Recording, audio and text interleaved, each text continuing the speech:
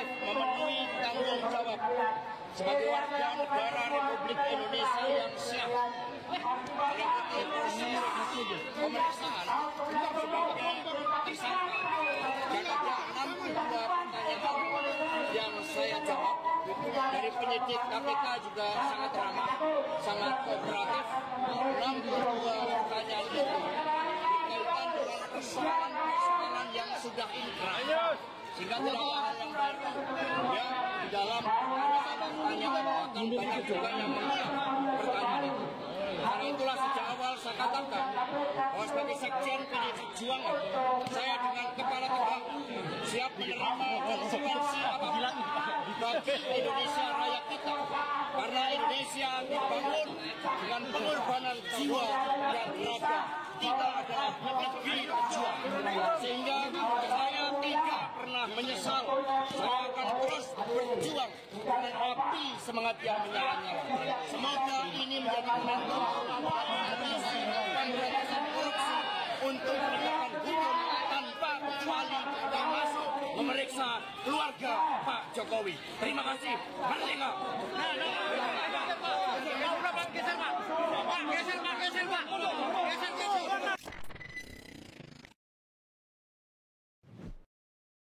Selamat datang di Ermo TV.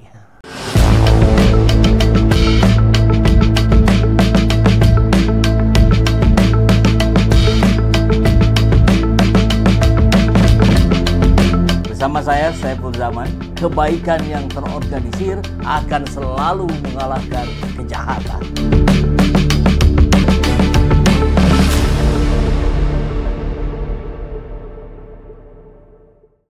Elit PDIP minta maaf, titik 2. Kehadiran Jokowi di panggung politik itu dosa kami.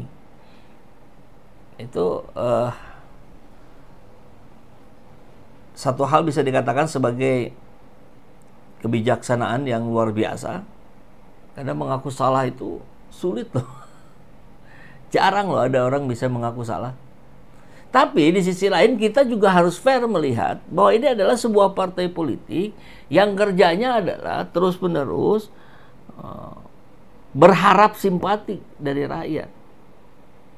Jadi PDIP jelang 2029 ini sedang mengkonsolidasi ulang, sedang meriset partainya untuk tetap mendapatkan simpatik meskipun sudah tidak bersama-sama lagi dengan Jokowi. Maka dia harus mengambil posisi yang diametral, dia harus mengambil posisi yang berseberangan, dengan itu berharap kemudian rakyat ada di belakang PDIP. Gitu kali ya. Coba kita simak dulu. Ketua DPP PDIP, Deddy Sitorus, menyampaikan permintaan maaf, mungkin ini permintaan maaf maksudnya, telah menghadirkan Joko Widodo alias Jokowi di panggung politik di Indonesia. Deddy mengakui kehadiran Jokowi sebagai dosa partainya.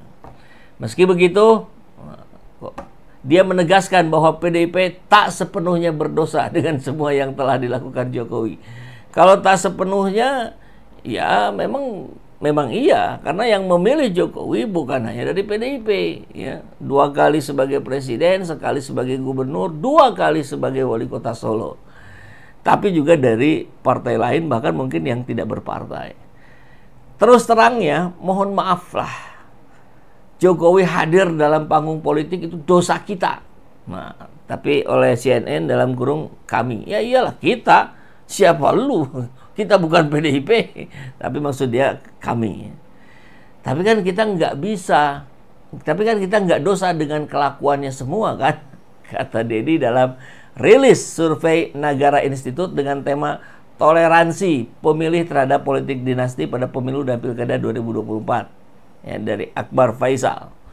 Deddy juga tak sependapat jika PDIP dianggap harus bertanggung jawab sepenuhnya atas semua tindakan yang dilakukan Jokowi.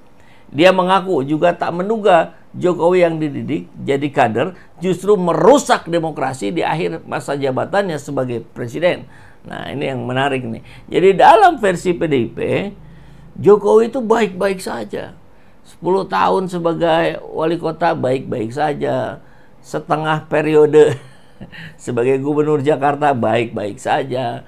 Periode 1 Jokowi baik-baik saja. Periode 2 sampai jelang akhir baik-baik saja. Dan kita melihat tidak seperti itu. Jelas sudah ada kesalahan dari awal. Indikatornya sudah sangat banyak. Artinya kebohongan SMK oleh PDIP nggak dianggap. Karena tempo hari PDIP masih saja mengusung dia meskipun sudah terbukti berbohong. Kemudian yang lain-lainnya juga sama, yang 1.000 triliun di saku, ekonomi meroket, malah jadi tekor. Itu tidak jadi persoalan buat PDIP. Yang jadi persoalan buat PDIP kan ketika Jokowi menginginkan 3 periode, menginginkan perpanjangan periode, menginginkan Gibran jadi wapres. Itu yang memang ditolak oleh PDIP. Jadi di sebagian besar lainnya PDIP tidak merasa berdosa. Nah, ini harus kita tuntut juga ini ke PDIP. Kalau memang betulan mau tobat, PDIP mau bertobat sebagai sebuah partai politik yang tidak mentoleransi cara-cara liciknya Jokowi, ya sampaikan semuanya. Jangan hanya bilang di akhir jabatan saja. Masa kita harus tanggung jawab juga yang benar aja dong. Kita tanggung jawab dia sama Tuhan katanya.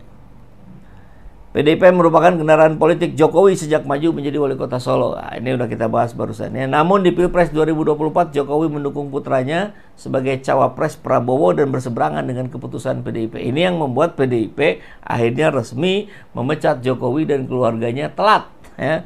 Baru kemarin di bulan Desember awal. Menurut Dedi, kerusakan demokrasi tidak adil jika menyalahkan rakyat. Ya iyalah. Rakyat kan dididik oleh penguasa. Sebaliknya dia menegaskan yang harus bertanggung jawab adalah elit politik dan partai. Nah, elit politik jadi kan tidak bisa bertanggung jawab semuanya, tapi yang harus bertanggung jawab adalah elit politik dan partai. Ya termasuk PDIP. Gitu, ya. Maksudnya begitu. Siapa yang rusak? Rakyatnya. Ya elitnya lah, calonnya, partainya. Karena apa? Karena memang itu tadi, pelembagaan partai politik itu nggak jalan. Termasuk di PDIP. Pelenggahannya, ya masa ketum terus-menerus, di mana demokrasinya? Di mana kaderisasinya? Dan bukan hanya PDIP, di banyak partai lainnya juga begitu kan. Seolah-olah ingin menjadi ketum seumur hidup. Ya nggak bisa lah. Nggak baik buat demokrasi gitu maksudnya. Problem luar biasa, jadi jangan salahkan rakyat. Dedi mengatakan bahwa masyarakat hanya menganggap bahwa elit tak hadir dalam kehidupan mereka. Namun para politik hanya hadir ketika meminta suara mereka. Jadi ini udah disadari oleh Deddy Sitorus. Tapi dia juga nggak bisa ngapa-ngapain. Emang Anda berani menggeser ketum PDIP? Kan nggak mungkin. Paling banter selevel sekjen yang mau dia geser kan. Konon katanya PDIP juga berharap, Jokowi sedang berupaya mengganti sekjen Hasto. Cawe-cawe lagi dong. Lu kan dapat gaji, dapat privilege, masa kita nggak dapat apa-apa? Akhirnya kan orang berpikir seperti itu. Dan memang faktanya begitu. Mana ada wakil rakyat datangi kita di luar menjelang dia pengen suara ya? Oh ada katanya istilahnya tuh apa? Turun ke bawah tuh. Ada lah ya, saya lupa tuh di agendanya di DPR. Ya tapi kan itu ketemu segelintir orang saja, bukan seluruh orang yang memilih dia. Harusnya bertemu dengan semua orang yang memilih dia. Minimal diundangnya begitu. Kita nggak pernah tuh diundang. Saya nggak pernah tuh diundang itu oleh orang-orang yang saya coblos orangnya waktu di Pileg. Nah, maka apakah akan kita biarkan saja pernyataan permintaan maaf ini sudah cukup segitu aja? Saya kira nggak bisa, nggak cukup. Banyak yang harus kita tagih dari PDIP kalau memang benar-benar mau bersama-sama kita, civil society, untuk menjaga koridor pemerintahan Prabowo tidak keluar dari jalur yang dia inginkan sendiri. Pemberantasan korupsi. Pak Prabowo tolong jangan dimaafkan tuh koruptor tuh. Ya walaupun dia sudah balikin uang, tetap saja dia sudah merusak. Ya. Nggak bisa itu dibiarkan. Ramai terus diskusi kita membahas A, B, C, D, E, dan seterusnya. Ujung-ujungnya pada pertanyaan publik tentang kapan Jokowi diadili.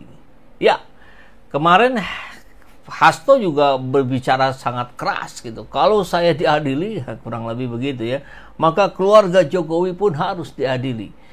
Karena itu sudah direspon juga oleh KPK. Ya sudah, mana tuh laporannya, bukti-buktinya.